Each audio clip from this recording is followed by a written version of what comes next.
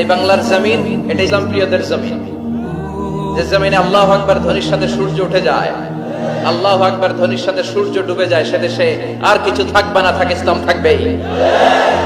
আর কিছু থাকবে না, থাক কোরআন থাকবেই। এদেরকে প্রশ্রয় দিলে এরা বলে মসজিদ বন্ধ করো, মাদ্রাসা বন্ধ করো, কয়দিন পরে বলবে আজান বন্ধ করো, এরপরে আবদার তুলবে দাড়ি রাখা বন্ধ করো, তারপরে বলবে মুসলমানদের নাম রাখা বন্ধ করে দাও। এজন্য এই আবদার শুনতে মুসলমানরা রাজি নয়, চিল্লায় বলেন ঠিক কিনা?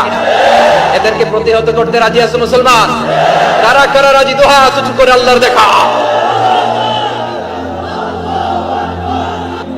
আমরা প্রত্যেকের জন্য হেদায়েতের দোয়া করি প্রথমে, আর যদি হেদায়েত নসিবে না থাকে, কারুন, সাদ্দাদ, নমরুদ আর ফেরাউনের যে দশা হয়েছে, বাংলার জমিনের ইসলাম বিরোধী এই বেহায়াদের ওই দশা আল্লাহ তুমি করে দাও।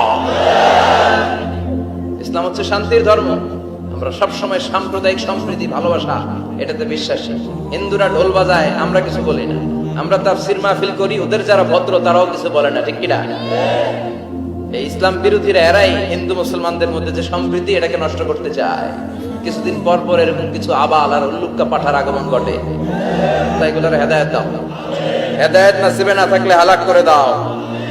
সব সময় আমাদেরকে তুমি ইসলামের পক্ষে থাকার তৌফিক দান করো। আমরা যেন শান্তির ধর্মের ইমেজকে গোটা বিশ্বব্যাপী ছড়াই দিতে পারি, তুমি তৌফিক দাও। বিষ্ণু বলতেন, আল্লাহ আমার চোখে আমারে ছোট বানাও, মানুষের চোখে আমারে বড় বানাও। আর আল্লাহও চায় আপনি আপনারা ছোট করেন। আল্লাহর এটা দেখতে বড্ড ভালো লাগে যে আমার বান্দা ছোট হয়ে থাকতে চায়। মান তাওয়াদা তারাফা, যে নিচে নামতেছে আল্লাহ টাইনা উঠায়, আর যে উঠতেছে আল্লাহ থাপ্পড় মেরে নিচে নামায়। কথা কন? মুসা আলাইহিস সালাম, সহিহ বুখারীর বর্ণনা, বনি ইসরাইলের লোকদের মাঝে ওয়াজ করতেছিলেন, এরকম নসিহত করছিলেন। তো একজন দাঁড়িয়ে বলল, ইয়া নবী আল্লাহ মুসা, মান আ'লামুন নাস ফিল আরদ। হে মুসা নবী, জানতে বড় মনে চায় বর্তমান পৃথিবীর সবচেয়ে বড় জ্ঞানী কে? মুসা আলাইহিস সালাম কয় আমি। মুসা আলাইহিস সালাম কি বললেন? আনা। আসলে কথাটা ঠিক। আল্লাহ যখন যে নবীকে পৃথিবীতে পাঠায়, তখন তাকে সবচাইতে বেশি জ্ঞান দিয়ে পাঠায়। সেই হিসেবে ঠিকই উনি সবচেয়ে জ্ঞানী, কিন্তু উনি এইভাবে নিজেকে সবচেয়ে বড় জ্ঞানী বলে দিবে, এটা আল্লাহর পছন্দ হয় না। আল্লাহ চেয়েছিলেন মুসা আলাইহিস সালাম যেন বলে আল্লাহু আ'লাম, আল্লাহই জ্ঞানী। সুবহানাল্লাহ কইবেন না? কিন্তু তা না করে উনি কি করলেন? যখন বলল সবচেয়ে বড় জ্ঞানী কে, উনি হুট করে কি বলে ফেললেন? আনা, আমি। আল্লাহ এটা পছন্দ করেনি। আল্লাহ ডেকে বললেন, মুসা, ইউ আর অ্যাবসলিউটলি রং, তুমি ভুল করেছো। তুমি সবচেয়ে জ্ঞানী নও, তোমার চেয়ে বড় জ্ঞানী আছে। সুবহানাল্লাহ পড়ে। তার মানে জানার কোনো শেষ নাই, জাননেওয়ালার উপর জাননেওয়ালা আছে। আর সবচেয়ে বড় জাননেওয়ালা কে? মুসা আলাইহিস সালাম রে আল্লাহ বললেন, মুসা, তোমার চেয়ে বড় জ্ঞানী আছে, তার নাম হচ্ছে খাদির। কি নাম? আরো জোরে বলেন, কি নাম? খাদির। উনি কোন জায়গায় বসলে ওখানে ঘাস লতা পাতা যদি শুকনো থাকতো, ওনার বরকতে ওগুলো সবুজ হয়ে যেত। এজন্য ওনার নাম খাদির। কিন্তু আমরা বলি খিজির। আমরা কি বলি? খিজির। আল্লাহ বললেন, ইযহাব ইলা মাজমাইল বাহরাইন, দুই সাগরের মিলন কেন্দ্র, ওখানে যাও।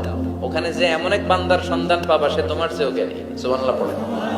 তাহলে আমি সবচেয়ে বড় জ্ঞানী, আমি আল্লামা, এটা বলতে পারে শয়তান। চিল্লা এখন ঠিক কিনা?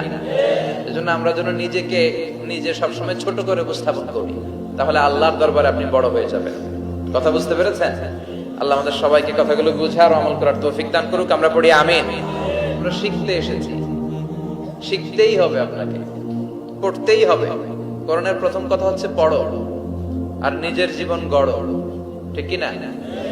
পড়তেই হবে আপনাকে, না পড়ে উপায় নাই। যখন যে অবস্থায় থাকবেন পড়বেন। জীবনে আমি জীবনে আমার একটা কিছু মটো আছে, লক্ষ্য, এটাকে খেয়াল করে আমি চলি। বিষয়টা হচ্ছে এরকম যে আমি কখনো হারি না, আমি হয় জিতি নয় শিখি। এরকম একটা অ্যাটিটিউড রাখবেন যে শিখতে আমাকে হবেই, কিন্তু হেরে যাব না আমরা। চিল্লায় বলেন ঠিক কিনা? এবং শিখাটাই আপনাকে মুক্তি দিতে পারে।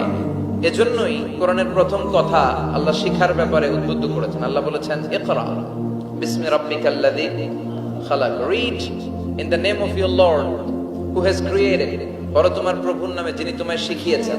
এজন্য পড়তে হবে, জানতে হবে। আসেন আমরা সরাসরি মহাবিশ্বয় মহাগ্রন্থ আল কোরআন থেকে শুনি। উদ্দেশ্য হচ্ছে যে আমরা নিজেদেরকে আলোকিত করব। উই এনলাইটেন আওয়ারসেলফ, ভিতরটাকে আলোকিত করব, আলোকিত মানুষ হব, সাদা মনের মানুষ হব, আল্লাহওয়ালা হব ইনশাআল্লাহ। পড়া উদ্দেশ্য যদি ভালো হয়, সওয়াব কামিয়ে আপনি শেষ করতে পারবেন না। আর উদ্দেশ্যে যদি ভেজাল থাকে কোনো লাভ নাই, হাবা মানসুরা, সব শেষ। এগুলারে উঠাইলে, মিজানের পাল্লায় উঠালে কোনো ধরনের ওজন হবে না। আজকের এই তাফসীর মাহফিল আমরা এসেছি শিখার জন্য আর একজনকে খুশি করার জন্য। তিনি কে? আল্লাহ তুমি কবুল